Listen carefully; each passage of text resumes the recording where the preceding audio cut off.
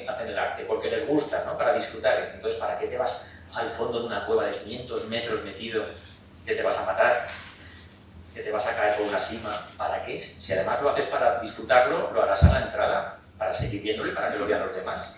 Entonces, con eso se impugna esa idea de que es el arte por el arte, porque muchas veces el arte está al fondo del fondo del fondo. Que no es para propiciar la caza, porque si pintan bisontes es porque tienen que cazar bisontes, porque comen bisontes. Bueno, vamos a empezar. Primero, que eso de que son cazadores no está tan claro, el ser humano es bastante torpe, no tiene unas grandes habilidades para poder cazar, más bien lo que se dice es que podrían ser carroñeros más que cazadores. Esto nos deja ya un poquito más inferiores, pero tenemos que saberlo. Nuestro origen es, por lo menos, en buena parte de carroñeros. Nosotros no vamos a enfrentarnos al mamut, vamos detrás del mamut enfermo esperando que se caiga muerto y entonces lo despellejamos. Entonces ni siquiera somos carroñeros buenos, porque vienen las hienas, que son las buenas carroñeras. Nosotros tenemos que esperar a que se vayan las hienas, y lo que dejan las hienas es la carroña que nos comemos nosotros. Esto es lo que evidentemente pasa, por ejemplo, en los yacimientos de Torralba y Ambrona, en Soria y Burgos, que vamos detrás de las rutas de los animales, pero no para enfrentarnos a ellos. No somos buenos cazadores, por lo menos al principio. No tenemos buena tecnología de flechas, todo eso va avanzando con el tiempo. Pero bueno, para cazar eso, ¿vale? Pero eso porque nos lo comemos. Sí, lo pones ahí, es una forma de anticipar que luego lo vas a matar y así te lo vas a comer. Digo, vale, entonces, ¿por qué solo como bisontes? Si también como conejos, si también como patos, también como peces. ¿Por qué solo pinto una cosa? Entonces, también se desmonta la idea de que es para propiciar eso. Bueno, entonces era para la fecundidad.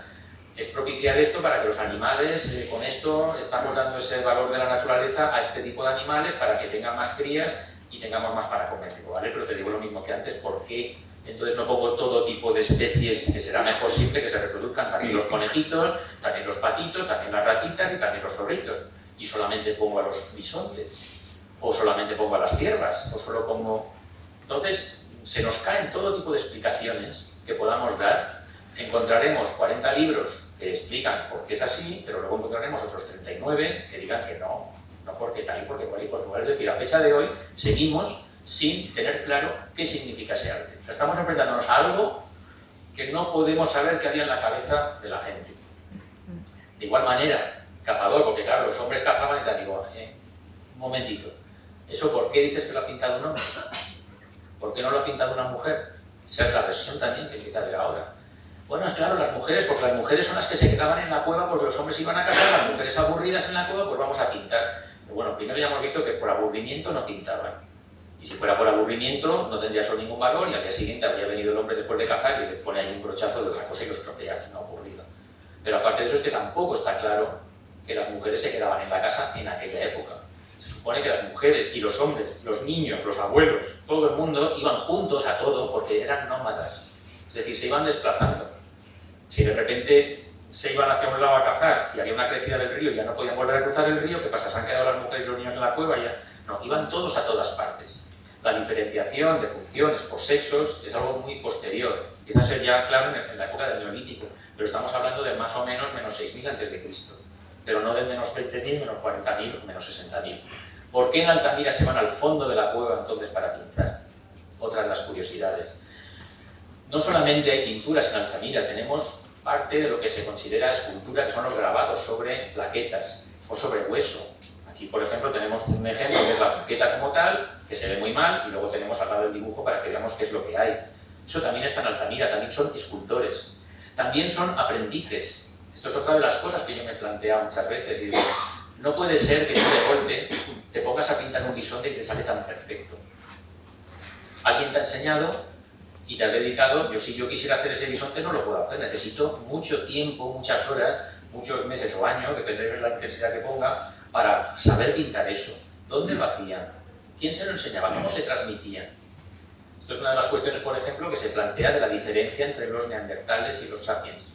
Los sapiens somos nosotros, los neandertales se fueron extinguiendo, se fueron diluyendo, tenemos genéticamente más o menos un 4% de neandertal, más o menos, un 2,5 y un 4%.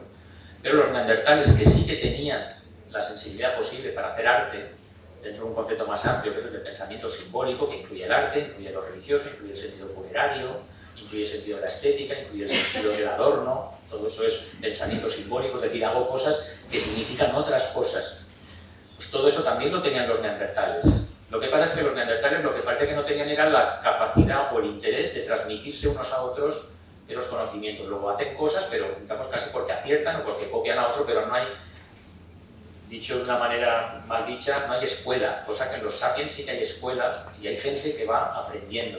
Y esto en Altamira aparecen estos trocitos donde por un lado se ve un señor, parece que es de la misma mano, se lo han estudiado, que ha hecho primero un boceto mal hecho y luego otro que le sale mejor. Es decir, es un señor que está en proceso de aprendizaje.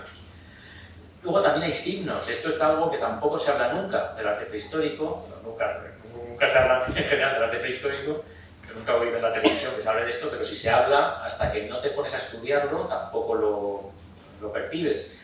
Y es que mucho más que bisontes y mucho más que ciervas en trozos de hueso, hay signos, hay cosas abstractas. De ahí lo que decía yo antes de por qué acaba el hombre que tiene la excelencia en el arte, en su capacidad de hacer algo perfecto, por qué de repente pinta signos, pinta rayazos, por decirlo de una manera clara, garabatos.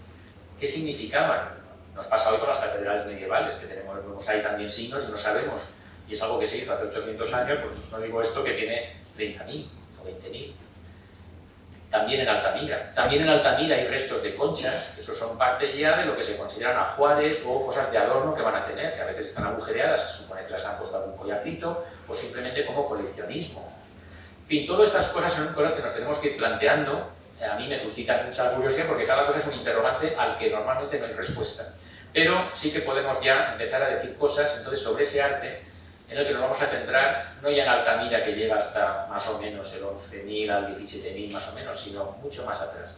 Vamos a ver primero qué tipo de manifestaciones hay para que veamos, pero bueno, cuando hablamos de arte prehistórico, hablamos solo de pinturas ahí, o de qué más cosas podemos estar hablando.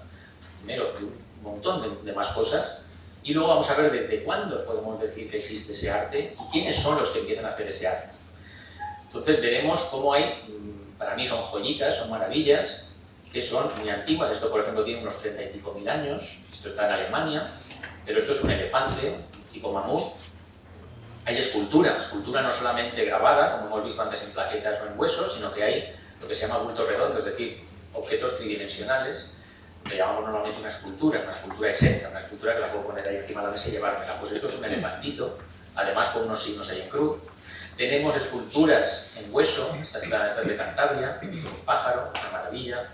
Tenemos en asta o en cuerno también grabados, ahí se ve, no sé si lo ven bien desde el final, tenemos ahí una especie de ciervo con toda su cornamenta, ahí se ve un poquito mejor.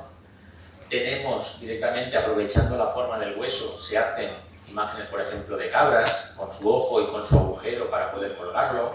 Tenemos grabados dentro de hueso, con diversas formas de hacerlo. Ahí ven, por ejemplo, el tipo de rayados paralelos para ver el sombreado. Tenemos relieves en arcilla. Esto yo cuando lo vi digo, esto lo hacían los señores estos hace 20.000 años. Y hacían esto con arcillas, esto es como las estatuas de la playa, pero en arcilla dentro de una cueva. Esto ya es un bisonte, pero esto ya no tiene nada que ver con el bisonte pintado. Es decir, esto a mí me impresiona, pensar que hubo alguien que se puso a hacer esto, y sobre todo pensar que se lo respetaron 20.000 años. Tenemos, por ejemplo, el diente de cachalote, un bisonte grabado, con el agujerito para colgar. Tenemos grabados de ciervas, las famosas ciervas trilineales, de 3 líneas, son elegantísimas. 1, 2, 3, con 3 líneas, plap, plap, plap, te han hecho una cierva. Digo, pero ¿quién es el genio que ha hecho esto? ¿Y quién tiene ese dominio que haciendo plap, plap, plap, le sale, como la zeta del zorro? Sí. Y te ha salido un animal, y además hay muchas de ese tipo. ¿Por qué? ¿Qué significa que hagan las ciervas así? Simplemente como silueta, les importa muy poco los detalles, los ojos, nada, ni las patas, nada. Para ellos ya han hecho la cierva. Hay muchas, aquí tengo algunos ejemplos. En otras aparecen rayadas, en otras aparecen sin los detalles. Ahora veremos un poco la evolución en el tiempo de por qué van pasando de una cosa a otra. Hay pingüinos, hay animales raros. No todos son animales que podemos pensar que estaban ahí. ¿De dónde sale este pingüino? ¿Quién ha visto un pingüino? Si es que esto es un pingüino, o se ha inventado un animal raro que no existía. Hay colgantes para collares, hay conchas perforadas también para hacer adornos, hay rodetes que se llaman decorados, rodetes que es una especie de círculos de hueso con un agujerito dentro, se piensa que eran para poner una especie de cuerdecita y hacerlos girar, y con eso hace un zumbido y una cosa así, ¿no? Como que eran una especie de instrumento musical. Hay instrumentos musicales, muy poquitos, pero hay, por ejemplo, huesos, que están huecos, huesos de pájaro, con agujeritos que se supone que eran flautas, que tienen sonidos. Otros fragmentos de rodetes, otros de animal, otros de cabra, otros en los que le ponen algún tipo de actividad. Este parece que es una especie de oso, algún tipo de plantígrado en el cual parece que le están saliendo pues chorros de sangre o algo, como que lo han herido, lo han cazado. Tenemos relieves donde aparecen en piedra más de un animal, es decir, ya empiezan a hacer escenas. Escenas quiere decir que te están contando una historia, no simplemente un animal, es que te están contando algo que está ocurriendo ahí. Aquí tenemos dos cabras enfrentadas, aquí tenemos un animal, otro detrás. Es decir, ahí está pasando, te están contando una película, esto es como una viñeta de un cómic. Tenemos monstruos. Claro, cuando decimos, bueno, es que hacen lo de la caza, o hacen... Bueno, entonces, ¿por qué este señor me pinta algo que no existe? Se ha inventado un animal. Porque esto es una especie de, no sé muy bien qué es, una especie de bisonte o de vaca, y luego le ponen aquí dos cuernos que parecen dos antenas. Y una cosa muy rara, este animal no existe, no existía en la prehistoria, pero el señor este que está en Francia, esto es la cueva de Lascaux, ha dicho, voy a hacer esto, porque yo lo valgo. Tenemos retratos, la cueva de la Marche, es una cueva fascinante, en la que aparece una cueva de hace unos 16.000 años, y aparecen 155 retratos. Es decir, el señor que estaba allí hace 16.000 años, pasaron como 155, o se las inventó él, o estaban allí y los fue retratando uno a uno, y tenemos caras pintadas hace unos 16.000 años en esta cueva de Francia. Claro, esto ya no es Altamira, esto no tiene nada que ver. Pero estos retratos, mutatis mutandi, pues pueden ser muy parecidos a los estudios de dibujo que hace Durero, o que hace Goya, o que hace quien sea, pero son personas que podríamos decir que son actuales. No son trogloditas. Fijémonos, lo que están pintando ya hace esa friolera de años. Luego, ¿con qué pintan todo esto? ¿Por qué ha llegado lo que ha llegado? Bueno, en buena parte ha llegado porque no es orgánico, lo orgánico se descompone. Entonces, lo que nos ha llegado es fundamentalmente lo de materia inorgánica, es decir, minerales. Fundamentalmente óxido de hierro, que es lo que da el color rojo, el manganeso, que es lo que da el color oscuro, negro. Eso es lo fundamental, que luego lo ponen en la pared y más o menos a veces va directamente, o bien lo disuelven un poquito en agua, mojan, o incluso con algún aglutinante, que puede ser pues cera, pues algún aceite, pueden ser líquidos corporales de los seres humanos, para que se quede eso de una manera indeleble. Y eso es lo que nos ha llegado, es decir, que han hecho aparte, habrán hecho otras 1000 cosas que no nos han llegado. Que haya hecho pigmentos con flores, con hierbas, con lo que fuera, todo eso no nos ha llegado. Lo que hayan hecho en madera no nos ha llegado. Algo de madera queda en algún sitio, pero es muy raro que sobreviva la madera. Es decir, casi todo lo que nos ha llegado es lo que estaba en piedra o en restos de piedras disueltas. Estos son los colores que más o menos utilizan, porque son los que encuentran en la naturaleza. Por ejemplo, aquí una mina de ocre, de ahí sacan el mineral, lo machacan, ¿Cómo lo pintan? Bueno, lo que decía antes. Primero aquí tenemos una mujer pintando, porque no tiene por qué decirse que es un hombre el que pintaba. ¿Por qué no las mujeres? De hecho, luego sería, ¿y por qué no los niños? Porque también hay lugares donde estás viendo que la altura en la que están las pinturas es una altura de niños, porque además es que tiene que ser la propia persona, el propio niño el que se ha acercado a hacer esa pintura. Ahora lo vamos a ver.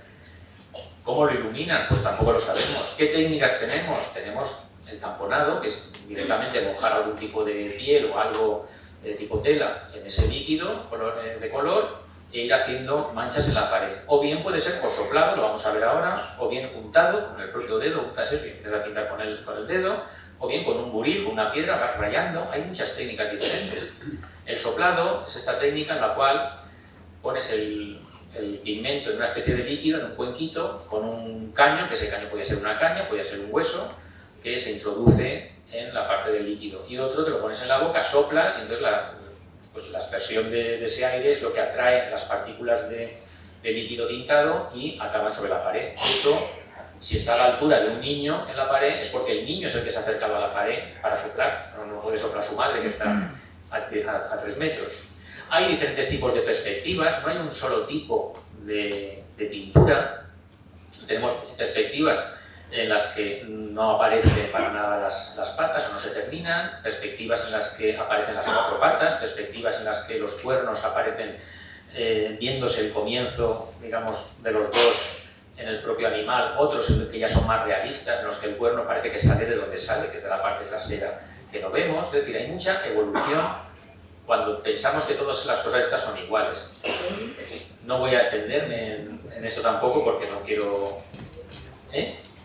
Me dice Isabel que 10 minutos, pues puedo hacer dos cosas, correr muchísimo o dejar muchas cosas sin ver, ¿no? Pero bueno, no pasa nada. Aquí tenemos, por ejemplo, un canguro en Australia de 17.000 años de antigüedad. Aquí tenemos, esto por cierto creo que ha salido hace poco en las noticias, el jabalí verrugoso de unos 45.000 años de antigüedad en Indonesia. Es decir, se nos van las épocas, se nos van los lugares, se nos van las técnicas, se nos va todo. O sea, estamos prácticamente en mantillas, estamos empezando. Tenemos los adornos, aquí las conchas perforadas, tenemos... ya empezando a completar algunas de las curiosidades. Vale, todo esto está muy bien, pero ¿esto cuándo empieza? Bien, pues voy a decirles tres fechas. Esto que estamos viendo aquí es una especie de lingote en la que aparecen unas marcas.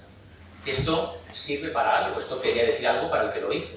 Esto es lo que yo antes llamaba el pensamiento simbólico. Aquí no vamos a hablar, pero que normalmente no se habla, digamos por la gente experta, no hablan de los artistas o de quien tiene sentido artístico. Lo que dicen es que tiene un pensamiento simbólico, es decir, que a través de sus obras, de sus realizaciones, quiere expresar algo que te pone en contacto con algo, con algún mensaje, con alguna idea, con algo. Entonces, obviamente, el que habrá escrito estas marcas aquí lo ha hecho con una idea de algo.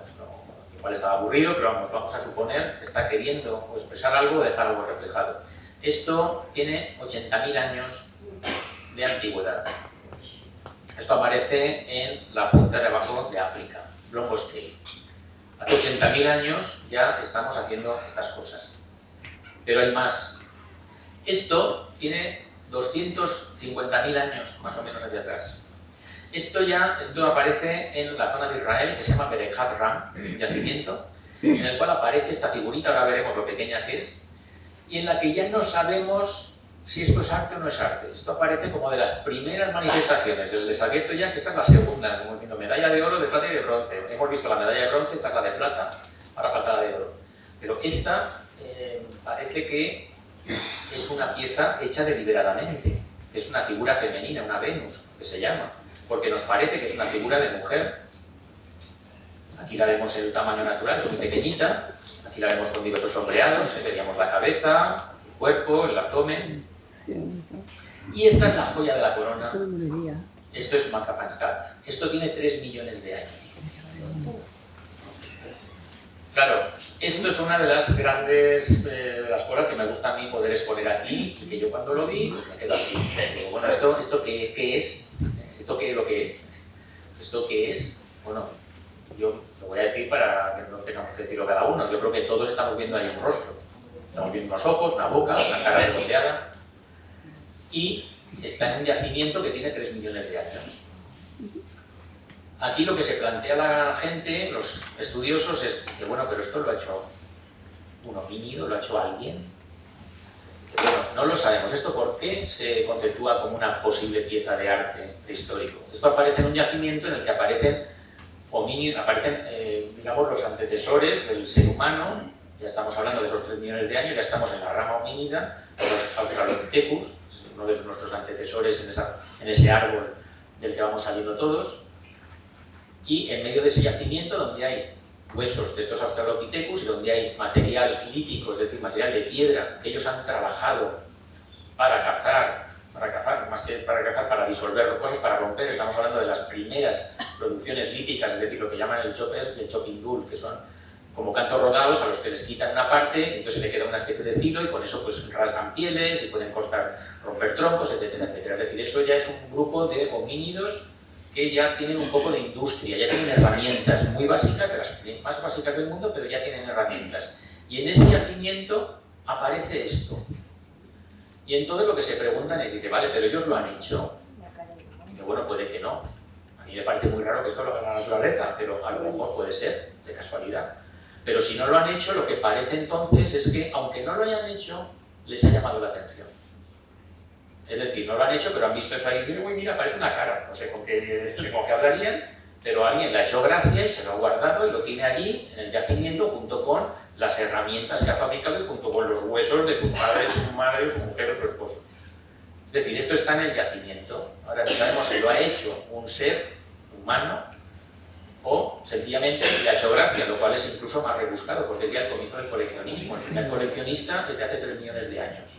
O sea, que no estamos hablando de Altamira, que son 12.000 años o 15.000, estamos hablando de unas 30 veces más o no sé cuántas veces más. Esto nos empieza a hacer también reflexionar sobre otras cosas, pues cómo era aquella gente. Yo lo que me planteo es, digo, si ahora vamos al zoológico y en la jaula de los chimpancés ponemos una cosa de estas, a mí me gustaría ver qué hace el chimpancé. Si le hace gracia y se la queda, o ni siquiera reacciona.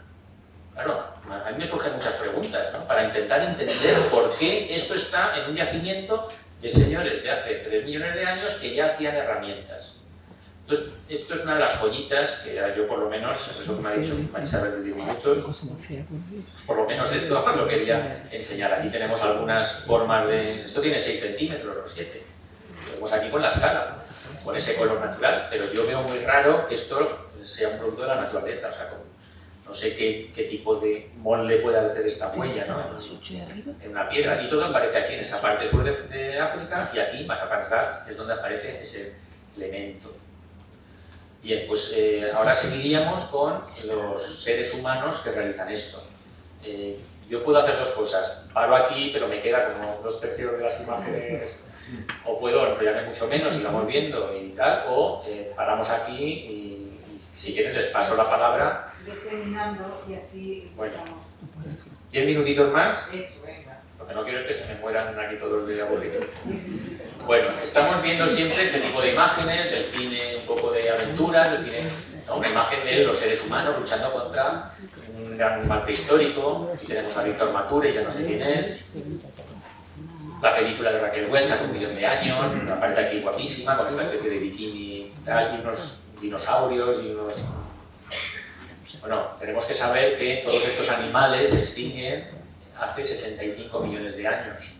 No hace 1 millón de años, por tanto los seres humanos como tal nunca han peleado con estos animales, nunca los hemos tenido ahí y por tanto tampoco nunca se han producido este tipo de luchas que vemos en estas películas tan maravillosas, pero tenemos que preguntarnos, esos seres que ya empiezan a tener curiosidad por las cosas y que ya empiezan a tener pensamiento simbólico, es decir, que ven cosas y les recuerdan a otras o se las guardan por algún motivo, ¿en qué momento aparecen? Bien, sin querer extenderme mucho en esta parte, pero quiero que lo veamos de una manera gráfica. Aquí esta es la evolución de todos los homínidos, los simios, los no sé cuánto, y cuando llega aquí este momento de 6 millones de años es cuando nos separamos del chimpancé. Y a partir de esos 6 millones de años es cuando el ser humano, los homínidos, más o menos atrasados, más o menos primitivos, empezamos a tener una evolución independiente. Ya no somos chimpancés. El chimpancé aparecerá por otro camino. Aquí pues un poco lo mismo. Se dice que los bonobos, que son unos animales, unos simios que están mucho más cerca también de los seres humanos, también tienen esa fase de evolución. Aquí les saco algunos bonobos y chimpancés para que veamos ya que estructuralmente y por la forma erguida se van pareciendo mucho más a los seres humanos. Aquí les pongo, no me voy a extender aquí porque eso es un poco largo, pero esa evolución de los diferentes antecesores del ser humano, el nuestro, nosotros somos este último, este es el Homo sapiens sapiens, pero como antes han ido apareciendo otras fases de evolución, sobre todo fíjense en el cráneo que tenemos, que es lo que nos va marcando esa capacidad de reflexión, de tener un cerebro cada vez más grande, que tenga más o menos 1600 centímetros cúbicos. Compárenlo, por ejemplo, con esta pobre criatura, que parece que solo tiene una boina encima de las cejas, no tiene capacidad para tener un cerebro, para que tenga muchas neuronas, para que tenga muchas conexiones y sobre eso empezar a plantearse otras cosas. En todo esto, como les digo, no quiero extenderme mucho, pero sí les digo que ese supuesto homínido, que es el que ha hecho la carita esa que hemos visto de 3 millones de años, sería este pedazo de bestia que tenemos aquí. Incluso un Australopithecus podría haber sido. No estamos hablando ni del Homo sapiens, ni del Neandertal, ni del Homo... Estamos hablando de un señor que todavía hace 3 millones de años siguen existiendo Australopithecus que tienen esta cara. Y con esta cara te dedicas a recoger caritas. Tú tienes sensibilidad artística con esta cara. Todo eso es lo que yo me planteo, de dónde hemos salido, dónde estamos. No me extiendo en esto, pero les digo, ese Australopithecus tiene este cráneo. Y este es el señor que ha recopilado, el que se ha guardado porque le ha hecho gracia la carita, si es que no la ha creado él. Es este pobre energúmeno que tenemos aquí. En fin, no me extiendo ahora porque ahí sí que me iría, pero sí quiero poner unas cuantas imágenes más, pero aquí sería la evolución de esos seres humanos o esos homínidos, cómo van saliendo de África, cómo acaban en Europa, cómo llegan hasta aquí, cómo estos son los de Atapuerca, que son los antecesores del Neandertal. Estos son 33 personas que están en la cima de los huesos, y que es una especie de tribu junta, que todos acaban sus restos en una cima. No sabemos realmente toda esta gente por qué se entierra allí, por qué los llevan, por todo eso es lo que yo llamo pensamiento simbólico, que he dicho que no es no solamente arte, es también sentido religioso, sentido funerario, trascendencia después de la muerte, es adorno, es estética. Todo esto lo salto para no extenderme mucho. Y sí, ya con esto les quería decir que cuando ya estamos hablando de ese arte prehistórico, de las imágenes que tenemos, es cuando el llamado, la última variante, el Homo sapiens sapiens, o sea, digamos el sapiens de verdad, el sapiens reforzado, entra en esta parte de Europa que es hacia el 45.000 a.C. Allí se encuentra con neandertales, luego ya todo ese rollo de por qué se extinguen unos otros, tampoco me voy a meter ahí, pero esta es la fecha de inicio de esos 45.000 años hacia hoy, del segmento de lo que yo tengo para enseñarles imágenes de esa evolución del arte prehistórico, que es al que normalmente solemos llamar arte prehistórico, donde hemos puesto esas imágenes de esculturitas, esas imágenes de la pared, etcétera, etcétera, pues unas cuantas cosas sobre la evolución de ese arte. Todo está enmarcado en esos 45.000 años más o menos. Es más, está enmarcado en unos 35, vamos a quitarle 10, los 10 últimos, porque en los 10 últimos, también lo tenemos aquí, ahora según lo que me diga Marisabel con las preguntas, y si no hay preguntas o algo, pues puedo acabar de poner eso, de repente, de llegar a la perfección, estamos desde el año 45.000 más o menos, hacia atrás, empezamos a hacer los caballitos que no le ponemos ni la pierna, no los hacemos ni bien. Después pasan 10.000 años y ya empezamos a hacerlos enteros. Después pasan otros 10.000 años y ya los hacemos proporcionados. Y después pasan otros 10.000 años y ya le ponemos los ojos, las orejas, las pezuñas, lo hacemos perfecto.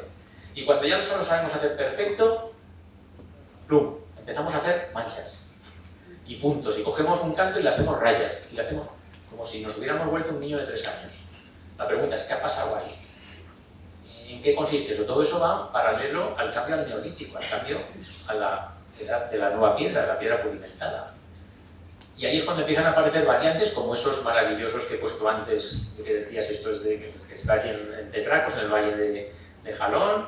Empiezan a aparecer el arte esquemático, el arte ibérico, otro tipo de artes variantes que también tenemos para enseñarlas, pero se produce esa especie de bajonazo y se produce una especie de vacío, que es falso vacío, efectivamente que no tenemos obras de ese momento, pero algo pasa ahí, hasta que luego ya saltamos en el vacío unos pocos miles de años y ya nos encontramos con lo que les he dicho antes, que para nosotros era algo más antiguo, las pirámides, Babilonia, lo griego. No, pero es que entre medias hay ahí un salto de unos 7.000 o 8.000 años que ¿qué ha pasado aquí? Cuando teníamos gente que hace 20.000 estaba haciendo ya maravillas. Todo eso para mí es otra de los grandes interrogantes, ya tienen deberes para esta noche, cuando lleguen a casa, pues ¿qué ha pasado ahí? ¿Y por qué de repente alguien que sabe pintar lo perfecto? Y yo luego decía, pero es que el ser humano en el siglo XX ha hecho lo mismo. Sabiendo pintar perfecto, y ahí tenemos los cuadros de Sorolla, y ahí tenemos los cuadros que están en el Museo de Bellas Artes de Valencia, de repente empezamos a pintar rayas y puntos y decimos que esto es la maravilla. Tendrás que volver. En fin, pero bueno, Harás la segunda, claro. yo tengo, pero soy obediente y voy a dejar a Marisabel que me interrumpa. Nada, no, es que Pero bueno, me encanta oírte, muchas gracias. Es que me enrollo.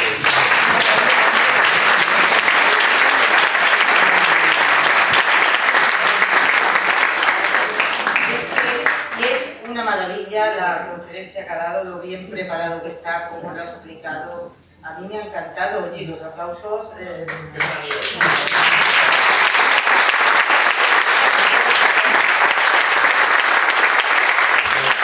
Han venido todos mis amigos, familiares y todos fans, entonces así, claro que... Muy bien, eso es lo que hay que hacer. Bueno, muchas gracias, como te digo, te voy a dar un pequeño recuerdo.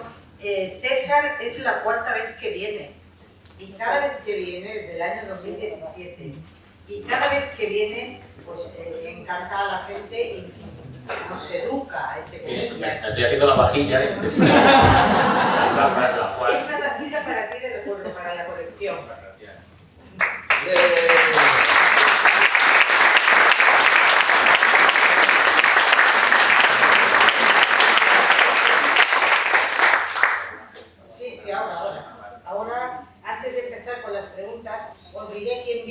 semana, dentro de 15 días, viene, y lo tenemos aquí presente ahí en la última fila, Pepe Pérez Sirven. Él nos va a hablar de un tema muy interesante, dinero consciente, lo que la escuela no nos enseñó. Ahí lo tenemos. Y bueno, ya que ha venido a visitarnos también, después de él tenemos quien nos hablará de los templarios. Menudo tema también tan interesante. Eso será el 20 de agosto, ¿verdad que sí? Juan García. Pues nada, os esperamos a todos dentro de 15 días y dentro de otros 15 días más. Pues ahora ya vamos a empezar con las preguntas. Que veo muchas manos levantadas. Vicente, por favor. Bueno, yo felicitar a César, que además ganó el año pasado un premio muy importante en Benidorm, que se ha callado porque es muy modesto, sí. Que este año lo ha ganado Paco Amillo, se lo ha dado nada menos que a Paco Amillo, la mitad. Bueno, pues enhorabuena. Yo sí que quería decir algo que me llamó la atención cuando nos dio la conferencia el doctor Puchades, que sabe tanto de huesos, es esa maravilla, que dijo que los neandertales no pueden oponer el dedo gordo al resto de la mano. Es un detalle que él especificó muy bien y que quizá ese pequeño detalle les hubiera podido llevar a la extinción. Bueno, yo te lo dejo a ti, él simplemente lo dijo. Obviamente él sabe mucho más, porque además es de formación médica, o sea que yo obviamente no se me ocurriría nada. No puedo comentar algo sobre el dedo prensil de la mano de los neandertales. Sí puedo comentar algo sobre la posible extinción, porque es una de las dudas de por qué se extinguen. También he oído en algún momento que lo del dedo, también hay simios que lo tienen como nosotros, o sea que puede que la atrofia sea la nuestra. Pero en fin, sobre el tema de la extinción de los neandertales más o menos se separan del ser humano hacia el 600.000, hacia atrás. Hasta ese momento tenemos un antecesor común y es en el 600.000. Igual que he dicho que en el 6 millones hacia atrás es cuando nos separamos de los chimpancés, no es que estén los chimpancés y nosotros nos salimos, sino que de ese antepasado común nos bifurcamos y los chimpancés acaban por un lado y los seres o los homínidos por otro. Pues más o menos en el menos 600.000 es cuando el último antepasado común que tenemos con los neandertales también nos separamos, los neandertales se van por un lado y el hombre, digamos, anatómicamente moderno se llama, o sapiens sapiens, es el que empieza a tener su propio recorrido. Ese último núcleo común se llama el homo antecesor o el hombre heidelbergensis, incluso que sería una de las que están en Atapuerca. La pregunta es, ¿se extinguen o no? Lo que se ha visto es que aquellos neandertales, a ver si me permite decirlo de una manera coloquial, porque estamos entre amigos, un poquito están de moda. Los neandertales, parece que los teníamos muy abandonados, muy poco valorados. Neandertal casi parece un insulto, eres un neandertal, ¿no? Bueno, pues últimamente los neandertales están más de moda porque se les va dando valor, se van descubriendo cosas de los neandertales y se va viendo que no eran tan diferentes de los sapiens que teníamos antes. Lo que sí parece eran más chaparros, los brazos más cortos, un poco más pinta de bruto, pero no eran, por ejemplo, el cerebro lo tenían con el mismo tamaño que los sapiens de después. Estamos hablando de 1500, 1600 centímetros cúbicos, creo que se dice así, la medida de la capacidad cerebral. Lo que parece es que no se llevaban demasiado, o sea, no tenían demasiado contacto unos con otros. Lo que parece es que eso no impide que tengan contacto, pero no es un contacto habitual, no es una fusión tremenda. Parece más bien que huyen unos de otros, o sea, que prefieren vivir, es un poco como aquí en Benidorm los ingleses y los alemanes, ¿no? No pasa nada, pero donde hay unos parece que los otros no quieren estar. Los neandertales lo que parece es que habían llegado a un grado tal de especialización, o sea, si se extinguen no es tanto porque no tienen habilidades, sino lo que se dice a veces del proceso contrario. Estás tan especializado para sobrevivir que en cuanto te cambia algo, no tienes esa capacidad de adaptarte, porque ya estás muy especializado en sobrevivir de una manera. El sapiens, sin embargo, cuando le llegan todas las glaciaciones, es más torpe, tienes menos habilidades, pero tiene más capacidad por eso mismo para mejorar, tiene mucho más margen de mejora que el que tenían los neandertales. Los neandertales acaban yéndose hacia la parte atlántica y hacia la parte sur. De hecho, los últimos neandertales aparecen, o los últimos localizados, los más modernos, por así decirlo, están por la zona de Gibraltar y por la zona de Andalucía, Portugal, o sea, los flecos que quedan. se extinguen más o menos por el resto de Europa hacia el más o menos 40.000 a.C. y aquí en España todavía duran un poquito más, todavía aparecen neandertales creo que hasta menos 30.000, menos 20 y pico mil, todavía incluso hay restos que se dicen que aquí han quedado, porque iban buscando la zona más cálida y no tienen al parecer esos resortes que ya tienen los sapiens para sobrevivir en una zona más hostil. Tenemos, lo he dicho antes, más o menos un 4% de neandertal, o sea, hubo cruces, no es que fueran incompatibles, podían cruzarse. De hecho, incluso hay un sitio que también está de moda, que es la cueva de Denisova, que está por Siberia, en la que aparece una tercera especie, los denisovanos, que se juntan allí los sapiens, los neandertales y otra tercera especie, que por eso está de moda, porque permite entender muchas cosas. En definitiva, es una especie que no era nada tonta, que no era nada inhábil, sino casi puede que muera de éxito, o sea, muere de la propia especialización a la que habían llegado, pero cuando le cambian las circunstancias o el clima ya no lo tienen tan claro.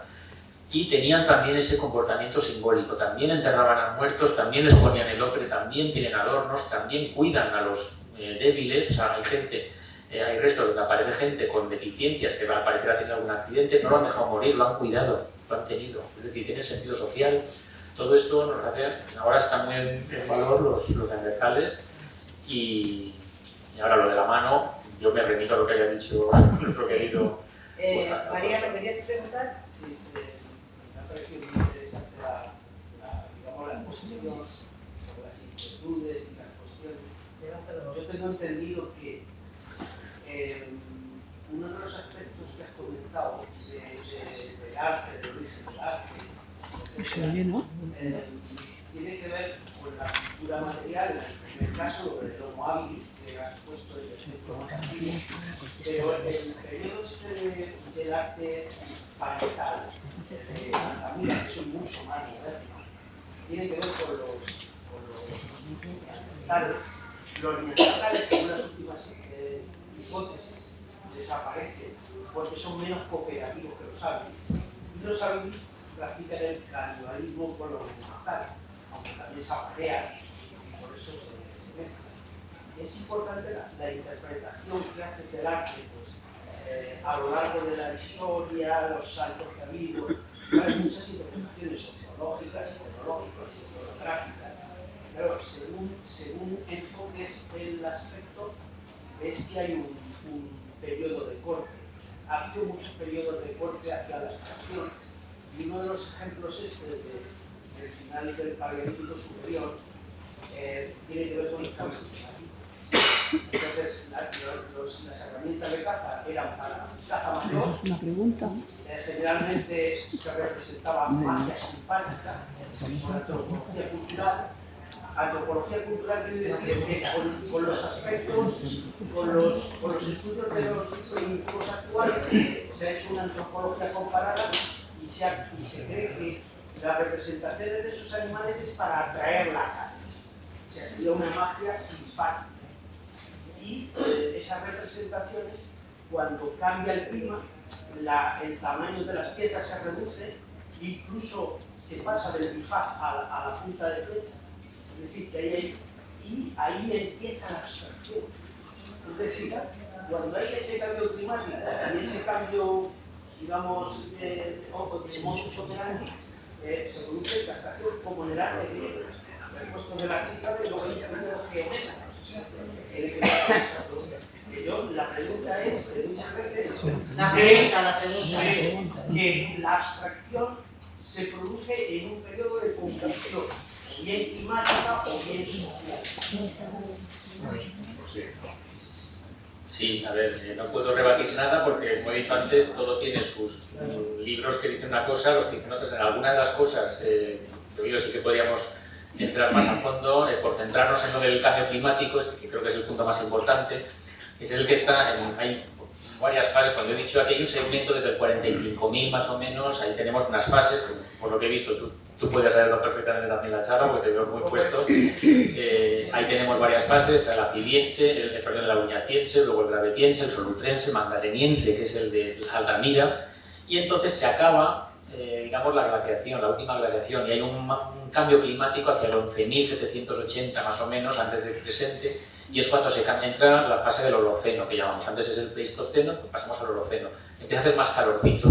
y de ahí también empieza la posibilidad del neolítico y los asentamientos, etcétera, etcétera. Ese cambio, que es lo que está diciendo él, es donde se produce un nuevo estilo, que es el acidiense, que es el de los puntos, el geométrico. Estamos hablando ya del menos 10.000 más o menos. Luego aparecerá ya el llamado, el geométrico y el esquemático. Ahí hay variantes de geométrico, de esquemático, de no figurativo, hay sus matices, pero eso ya nos estamos yendo a lo mejor al